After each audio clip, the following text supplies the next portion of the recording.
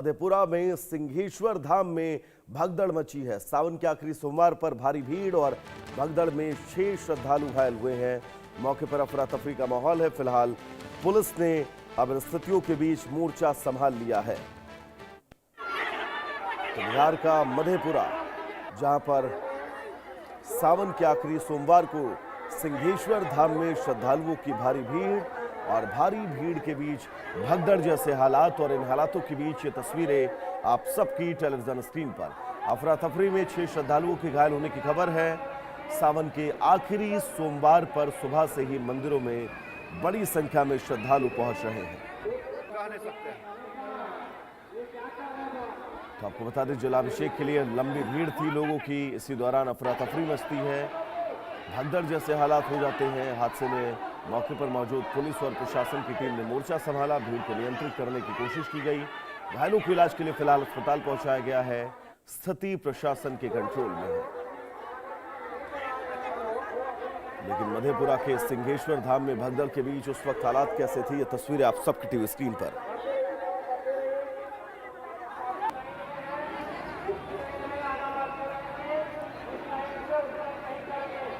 तस्वीरों के जरिए आप समझ सकते हैं कि हालात क्या थे उस वक्त जब भगदड़ मची।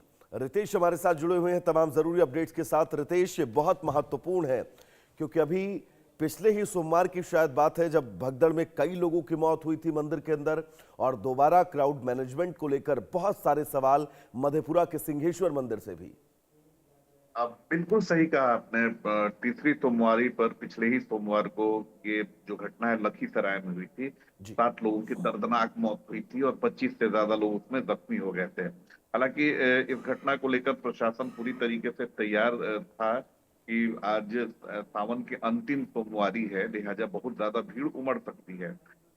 मधेपुरा का सिंहेश्वर धाम मंदिर है, काफी प्रसिद्ध मंदिर है। दूर दूर से लोग आते हैं, लाखों की तादाद में श्रद्धालु जो हैं वहां पहुंचते हैं। और आज वहां पर अचानक एक अफवाह फैली और उसके बाद भीड़ जो है अनियंत्रित होने लगी। लेकिन मैंने पहले ही कहा कि पुलिस अलर्ट पर थी, प्रशासन पिछली घटनाओं को देखते हुए अलर्ट पर था, लिहाजा स्थिति को फौरन संभाल लिया गया।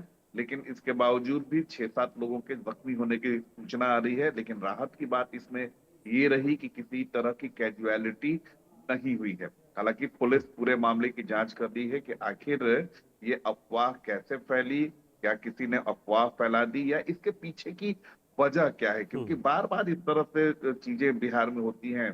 जब कहीं कहीं बहुत ज्यादा भीड़ उमड़ती है तो या तो अफवाह फैलती है या लोगों के बीच कुछ गलतफहमी हो जाती है और इस तरह से भगदड़ मचती है और लोगों की मौत हो जाती है। तो पुलिस पूरे मामले को इन्वेस्टिगेट कर रही है और जितने भी घायल हैं उन सभी लोगों का इलाज किया जा रहा है ताकि जल्द से जल्द वो ठीक हो और अपने घर को वापस जाएं। जी हाँ रितेश, इस सिंहेश्वर मंदिर की अगर मैं आपसे बात करूं तो इस मंदिर को लेकर इस इलाके में क्या मान्यताएं हैं, कहां कहां से लोग इस मंदिर में पहुंचते हैं, ताकि हमारे दर्शक समझ सके कि इतनी महत्वपूर्ण वहां पर व्यवस्थाओं का होना था, जो व्यवस्थाएं शायद नहीं थी, जिसके चलते भगदड़ मची है।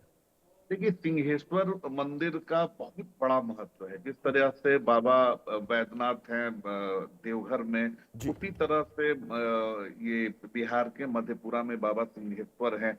और कहा जाता है कि जो भी भक्त यहाँ पर आता है और वो कुछ कामना लेकर आता है तो उसकी वो कामना भगवान भोलेनाथ जरूर पूरी करते हैं। और सावन में ये जो महत्व है ये और बढ़ जाता है।